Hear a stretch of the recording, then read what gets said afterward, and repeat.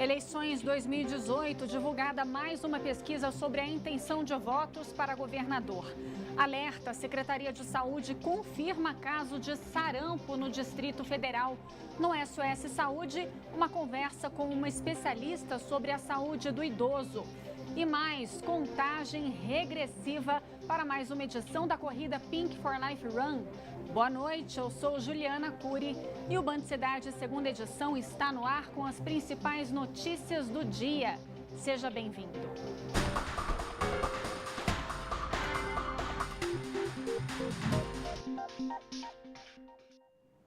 Alerta, confirmado um caso de sarampo no Distrito Federal.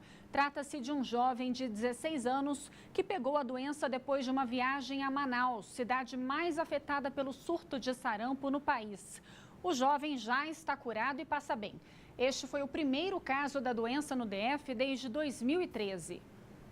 De acordo com a Secretaria de Saúde, o adolescente recebeu atendimento em Manaus, ainda durante a viagem de férias que fez com a família. Depois de retornar a Brasília, a família do menino procurou o serviço de saúde do DF no fim de julho, porque ele ainda sentia os sintomas do sarampo. Logo que a equipe de saúde atendeu esse adolescente, ele foi notificado como um caso suspeito e todas as ações de vigilância e de acompanhamento, tanto do adolescente quanto da família, foram realizados.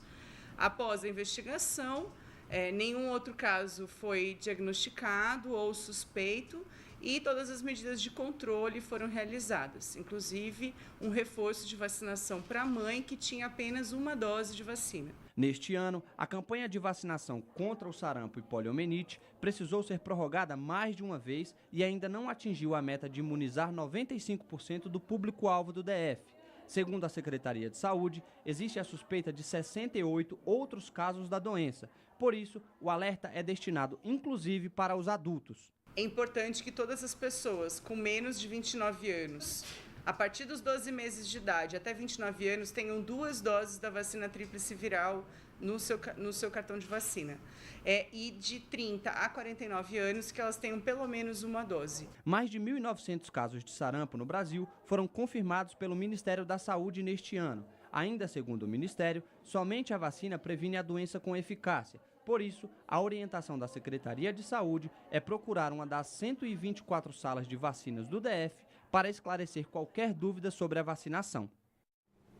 Eleições 2018, pesquisa Ibope divulgada sobre as intenções de voto para governador do DF traz 2 destaques. O candidato ibanês do MDB se isola em primeiro lugar com o dobro de votos da segunda colocada Eliana Pedrosa do PROS. E Rodrigo Hollenberg, mesmo no cargo tentando a reeleição, nem deve passar ao segundo turno. Os números são os seguintes.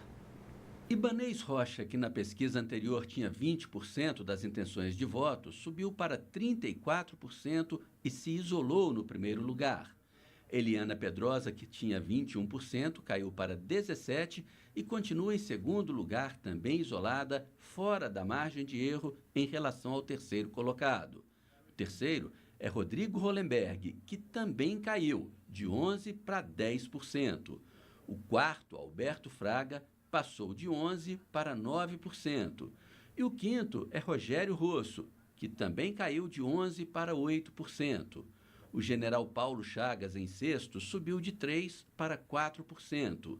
Como a margem de erro da pesquisa é de 3 pontos percentuais para mais ou para menos, Hollenberg, Fraga, Rosso e o general Paulo Chagas estão tecnicamente empatados. Qualquer um pode ser o terceiro e qualquer um pode ser o sexto. Júlio Miragaia caiu de 3% para 2%. Alexandre Guerra manteve os 2% das preferências. Fátima Souza subiu de 1% para 2%. Antônio Guilhem não pontuou. A pesquisa, feita entre 30 de setembro e 2 de outubro, ouviu 1.512 eleitores em todo o DF e foi registrada no TRE. Ainda falando sobre eleições, Cláudio Humberto faz uma análise sobre a campanha eleitoral nesses últimos dias antes da votação. Olha, a reta final da campanha para o governo do Distrito Federal foi ainda mais pobre na defesa e discussão de propostas e acabou revelando o que alguns candidatos têm de pior. Surpreendidos com o impressionante crescimento da candidatura de um dos pretendentes ao GDF, outros candidatos com fichas bem sujas, aliás, passaram a atacar o rival. Em vez de se revoltar contra o próprio fracasso, os políticos deveriam refletir sobre os seus erros, suas trajetórias, sua folha corrida, para entender o que aconteceu. Mas no rádio e na TV, nos debates e nos palanques, o que se espera de líderes políticos é a capacidade de convencer os cidadãos de suas boas intenções. Porque esse é o sentido da política, melhorar a vida das pessoas. Quem perde isso de vista, perde o prumo, perde a eleição. E veja agora a agenda dos candidatos ao Palácio do Buriti para esta noite.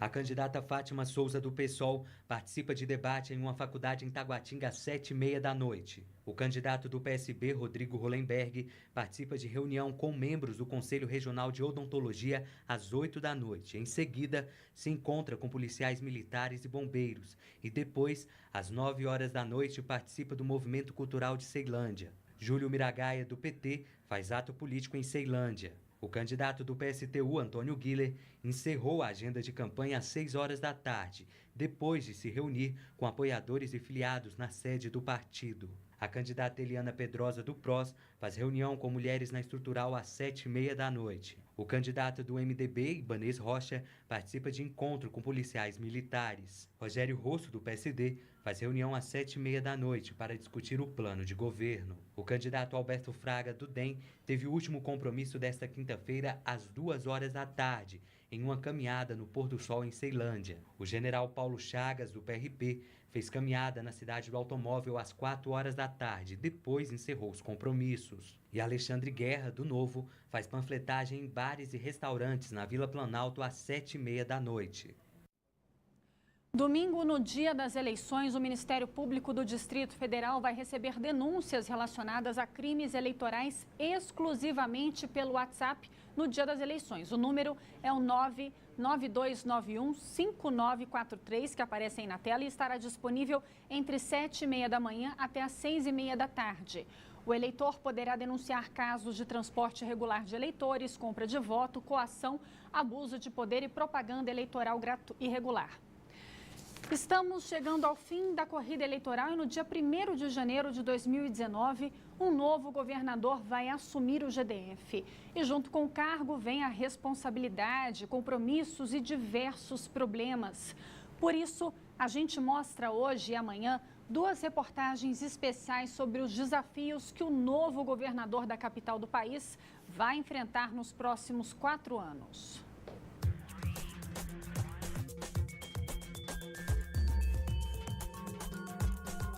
A educação é um dos pontos mais críticos que o futuro governante vai precisar lidar. Nos últimos anos, o que não faltou foi reclamação sobre as estruturas das escolas públicas, falta de segurança e de professores dentro das salas de aula. No Gama, teve escola que pegou fogo por causa da falta de manutenção na estrutura. Nessas imagens enviadas para a nossa produção, é possível ver como ficou a sala da direção depois que o fogo destruiu tudo e apagou parte das lembranças de quem um dia já foi aluna e hoje tem filhos matriculados aqui. É doloroso você ver um trabalho de muitos anos tá sendo destruído, né? A nossa equipe de reportagem foi ao encontro da Catarina, que é professora da Faculdade de Educação da Universidade de Brasília, para saber quais serão as maiores dificuldades do GDF quanto à educação. Como é que o Distrito Federal vai pensar em adequar o seu currículo, que é mais avançado do que as diretrizes que a gente tem, né, de forma a atender às especificidades e à formação dos seus estudantes? Então, se a gente quer realmente, se a gente diz e realmente faz com que a educação seja prioridade, no caso do Distrito Federal, ele não poderia entrar na implementação de uma reforma do ensino médio. Ao deixar os filhos nas escolas, muitos pais pensam que aqui eles vão estar em um ambiente tranquilo, onde vão poder apenas focar nos estudos. Mas nos últimos anos, a insegurança desses ambientes tem sido motivo de preocupação Para quem está dentro desses muros, o clima se tornou hostil e perigoso. Não só para os alunos, mas para os professores também, que viram reféns da violência. Me sinto hoje desrespeitada, fragilizada, amargurada. Dor física eu tenho, mas o que dói mais é a alma. Por que essas violências estão se manifestando dentro da escola? Então você vai manifestar a violência dentro da escola, a violência física e verbal. Mas o que leva as pessoas a desenvolver essa violência física e verbal? É uma relação de não respeito à figura do professor? Além da educação, a saúde será um grande obstáculo para a nova cúpula do GDF. Os últimos governantes da capital enfrentaram problemas como estruturas precárias, falta de equipamentos e de profissionais. Ainda teve uma vez que a empresa responsável por fornecer as refeições na rede pública de saúde cortou o serviço. No ano passado, a empresa Sanoli chegou a colocar um cartaz nas unidades de saúde anunciando o fim da entrega das refeições. Quando o assunto é saúde, um tema chama a atenção e preocupa quem depende do atendimento nos hospitais públicos. São os leitos de UTI. Atualmente, 82 pacientes estão na fila de espera por um leito, só que muitos acabam perdendo a vida sem conseguir vencer essa fila.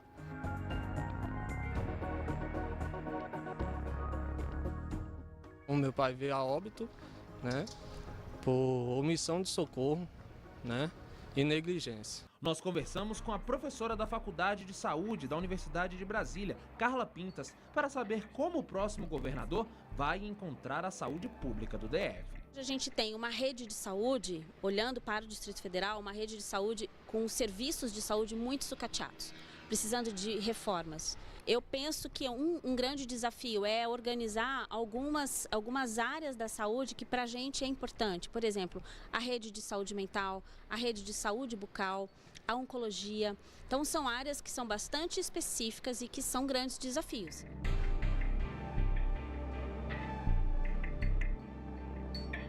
Ainda para essa professora, apesar de todas as dificuldades, o próximo governo também terá de manter e melhorar alguns serviços que foram implementados. Interromper processos em andamento é muito ruim para o servidor e é muito mais penoso para a população, que vai ser não beneficiada. Então, eu creio que hoje, o que chama muita atenção para mim neste governo hoje foi a organização da atenção primária.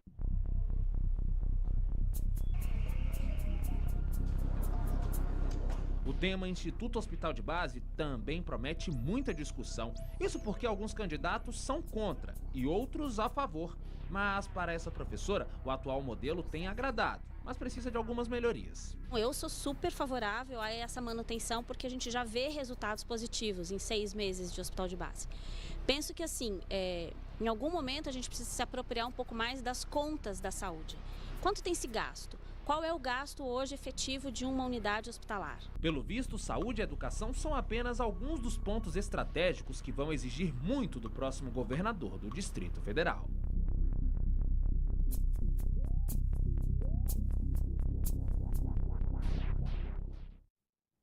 Haja problema, né? E amanhã, na segunda reportagem especial, você vai ver os principais desafios do novo governador nas áreas de economia, segurança pública e turismo. Está chegando a hora, faltam apenas 2 dias para a Pink for Life Run. No sábado, quase 1.200 mulheres vão dominar o Bosque do Sudoeste em uma corrida de rua só para mulheres para alertar sobre o câncer de mama. E hoje começou a entrega dos kits para a corrida, veja só. A Andréia tem 40 anos e é mãe de 3 filhos. Para cuidar da saúde, malha há 20 anos, faz crossfit e decidiu embarcar num novo desafio: corrida de rua. E ela escolheu a Pink for Life Run para começar essa jornada. Porque eu acho que o mais importante é a gente cuidar da saúde, além do corpo, né? Manter o corpo sempre saudável. Eu acho que toda mulher tem que se cuidar. Então aproveita e vamos correr, né, gente? Por uma causa grande.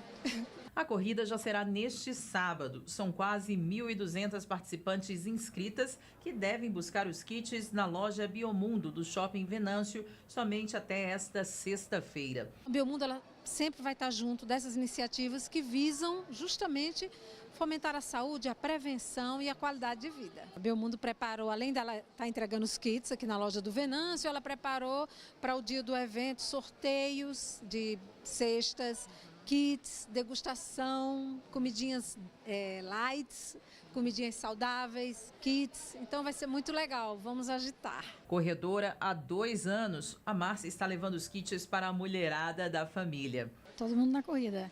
Dessa vez são 5, porque são só as mulheres, né? Mas quando é todo mundo, quando é homem e mulher, somos mais de 10. Cada kit contém uma camiseta que deve ser usada na corrida, o chip de identificação da participante, uma sacola e o número de peito, além de algumas surpresinhas preparadas pelos patrocinadores da Pink for Life Run. No kit da Andréia, por exemplo, veio até creme especial para os cabelos. Ai, adorei. Aí aqui a gente ganhou espelho, a gente ganhou bolinha de massagem. A blusa é linda também, ó. É rosa, né, gente? A favor contra o câncer de mama. Então é o mais importante, né? Além de tantos mimos para as atletas, a premiação da corrida pode chegar a R$1.000. A Eliette está preparada. Corre há 8 anos e já faz até 21 quilômetros. Já estou, tipo assim, ousando no 21, né? Devagar, mas estou completando as meia maratonas já. Ou seja, tem grandes chances de eu estar conversando aqui com a vencedora do de sábado, né? Não, de jeito nenhum. Não, isso não. Meu ritmo é bem lento, mas assim, por prazer de correr mesmo.